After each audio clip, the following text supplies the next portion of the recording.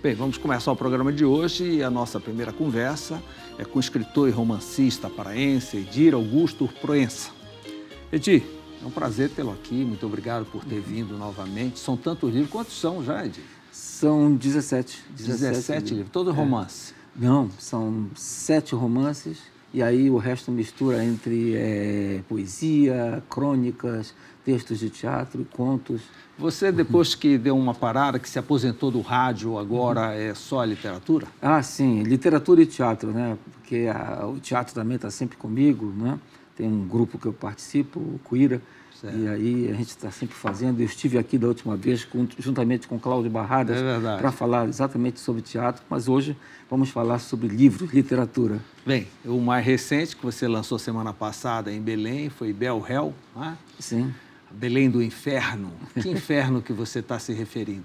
Bem, primeiro o nome é um nome que a rapaziada, a garotada, chama às vezes de Belém. É uma coisa que também os pernambucanos jovens chamam de Recife e às vezes no Rio de Janeiro, Réu de Janeiro, entende? Essa é uma história, mas acho que combina também não somente com esse calor nosso, que é intenso mesmo quando chove, né? Chove em seguida... Não, o calor é até maior nessa época, não, né? até maior. É incrível. Exato, né? Fica abafado, Sim, não é? Totalmente e tal, abafado. enfim. Mas fala também de um certo ambiente que temos Belém, como toda grande cidade, tem suas agruras dessa cidade cheia de pessoas, dos mais diferentes interesses, né? É uma cidade cheia de contrastes, a gente sabe, né? Com gente muito rica, gente muito pobre, né? Esse encontro dessas pessoas é que favorece, né? E é uma cidade também com muita gente interessante, né? Então, o que não falta é coisa para contar. Agora, acompanhando a sua literatura, você tem um olhar sobre Belém? Bem, nota-se que você é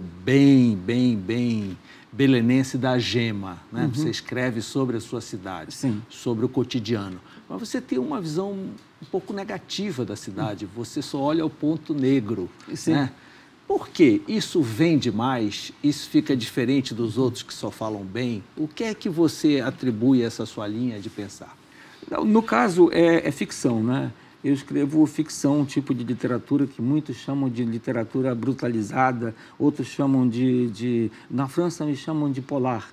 Dizem que o livro é sempre policial. Entende? Quer dizer, claro, se eu fosse escrever um livro, uma ode a Belém, né, seria um livro, um outro tipo de livro, cheio de amor pela cidade, as coisas todas, né?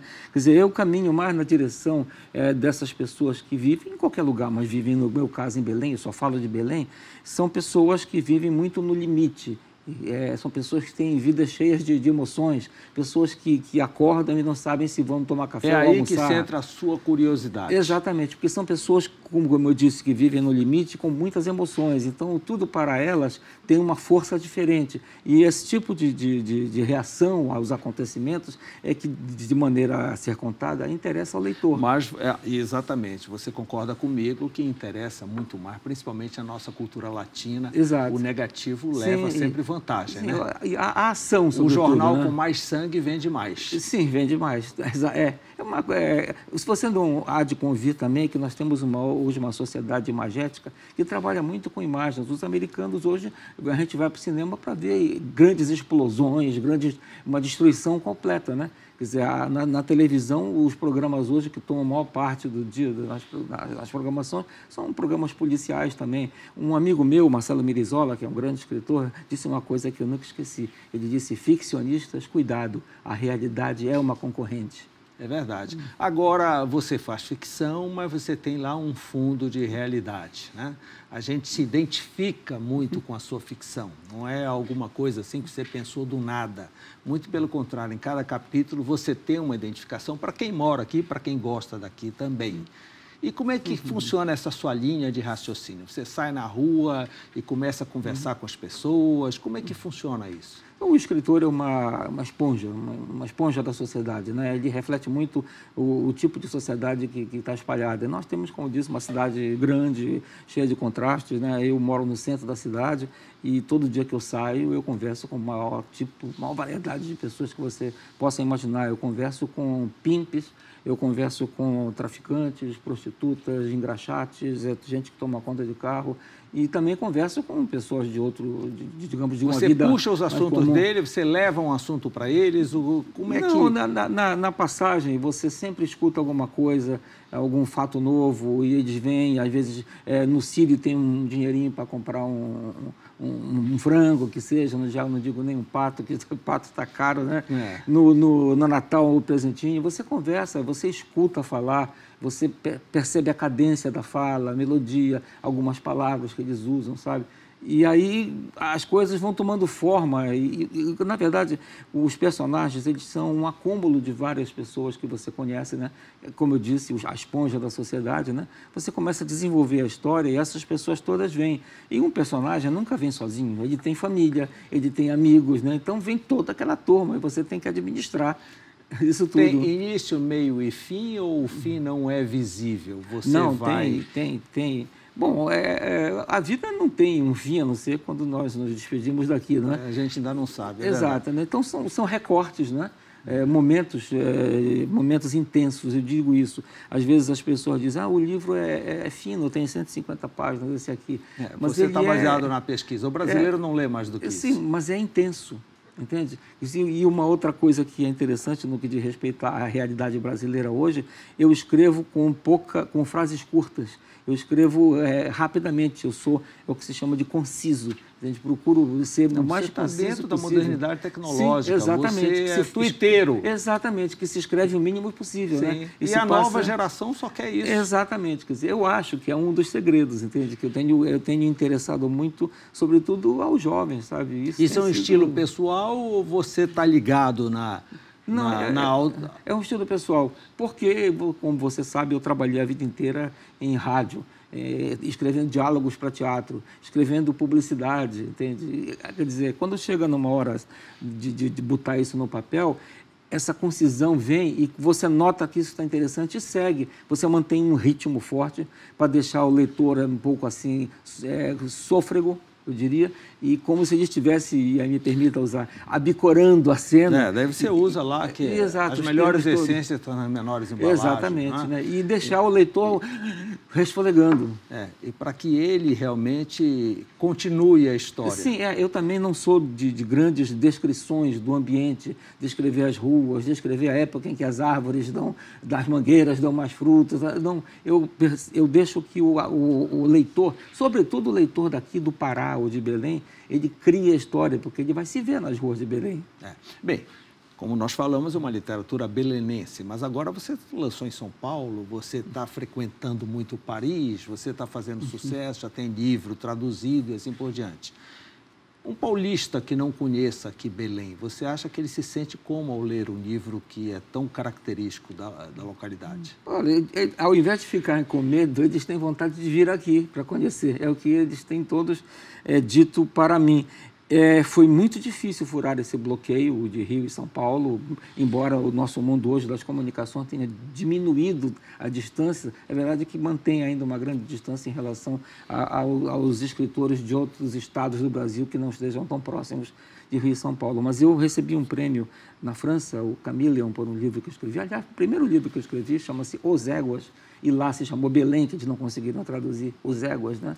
E esse livro ganhou um prêmio, né? Eu concorri com alguns famosos escritores de lá do Sul e Sudeste, né? E ganhei, enfim, o livro não mete gol, mas a verdade é que eu ganhei lá, né?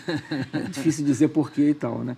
E aí eles passaram a prestar atenção em mim, Rio, São Paulo e aqueles estados todos que têm um tipo a sua de editora consumo. Boitempo, embora esteja localizada em São Paulo, ela tem um pé aqui, né? Tem, claro, da família Jenkins, né? Da Ivana Jenkins, que é uma grande editora, uma grande amiga, onde eu estou desde o início da editora. Ela tinha começado há pouco tempo, quando eu lancei o primeiro livro através da Boitempo, né? E é espetacular, eles dão um apoio. Você vê o livro, o livro é um objeto muito bem feito, sabe? Que acho que é um dos segredos também, né? Você ter um livro que você pegue para manusear e perceba que é tudo, não é? E eu tenho estado muito feliz, já vou para esse livro aqui, o Bel Hell, vai sair em outubro, na França, com o título Cassino Amazônia, E vai ser meu 5º livro na França, o que eu considero já uma certa façanha, porque não é fácil realmente. Por falar em cassino, você descreve o cassino, que está em toda a grande cidade. Sim, exatamente. Não fugiria daqui. Exatamente. E ganha um foco diferente por ser proibido. A legislação não permite, não é? Então, o frequentador do cassino é sempre desconfiado, ele é um grande personagem, né? Dizem que teve um governador aqui que achou de uma vez conhecer um cassino aqui de Belém, aí estava lá e olhava e disse para o dono, mas espera aí, não tem ninguém, não vem ninguém nesse cassino. Aí o dono disse, mas também o senhor colocou 5 carros da polícia aí fora, não ia entrar ninguém. É verdade. E isso você identificou bastante bem, né, na narrativa, de um modo geral, a participação do cassino, que é frequente. Sempre claro que sim. Sempre foi. Não é? Ainda ontem eu estava lendo um livro... Talvez que se a legislação permitisse, os cassinos vão embora, fica sem graça. Talvez, né? Você sabe que lá no Congresso há uma força permanente para a liberação do jogo, né? Gente com tudo pronto para recomeçar, desde que a dona, não sei como era o nome dela, da esposa do Dutra, do presidente Dutra, né? Se aborreceu com os cassinos, aí ele fechou, botou quase 50 mil pessoas na rua sem emprego. Bem, além do Bel Hell, o Psica, que foi o anterior, vai virar filme.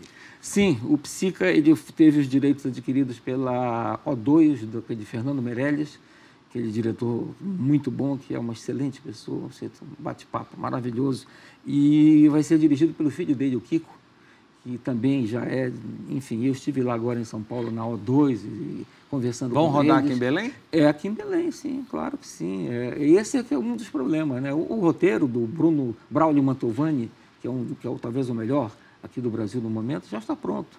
O problema ali é eles estão... O roteiro é apresentado ao escritor? Eu pedi para me apresentar. Eles têm um certo medo, por achar que o autor vai dizer, eu não suporto. Mas é outra linguagem, né? É outra via, o cinema. E talvez seja até interessante que forma ele entendeu aquilo que você escreveu. Sim, sim. Não, eu já sei que ele amaciou um pouco para tornar mais palatável, essas coisas todas. Bom, é outra linguagem. Eu também já vendi outros 2. O Casa de Caba também foi vendido, eu não me lembro agora o nome da produtora, e o outro é Selva Concreta, que deve virar uma série de televisão. Mas o cinema tem outro tempo, é verdade, né? Mas é algo novo. Agora você, ao escrever, já vai pensar na possibilidade de levar para a tela aquela imagem. Sabe que não? É preciso, você entende, para mim, a literatura é mais importante. Respeito ao cinema, até porque gosto também, né? Mas a literatura é mais importante. Quando você lê, você abre uma janela na sua imaginação e você cria os personagens, as falas, você sabe quem está falando. Quer dizer, me diga uma coisa, você vai muitas vezes ver um filme depois de ter lido o livro. Você sai dizendo o quê? O livro é melhor. Por quê? Porque no livro você criou com a sua imaginação aquele filme todo, né? Você vai ver o filme como um complemento, mas sai dizendo o livro é melhor. E o livro é melhor sempre. E quando será o lançamento de Psica?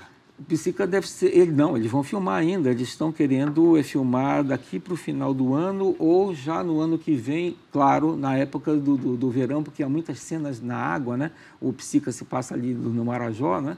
Então, há muitas cenas de ação, né? E você sabe, cena de ação custa dinheiro fazer, né? Até porque nós estamos aqui no norte, estamos próximos à linha do Equador, o sol está numa distância menor sobre as nossas cabeças, isso cria um problema de iluminação. Enfim, essas são coisas técnicas que eu também não entendo muito, não adianta ficar aqui dando uma... E já está equacionado em nível de financiamento? São os últimos detalhes em termos de financiamento que eles estão tratando. A O2 é uma empresa gigantesca, eu estive lá, é absurdo, você não passa, que está nem no Brasil, é sensacional o trabalho deles, são sérios.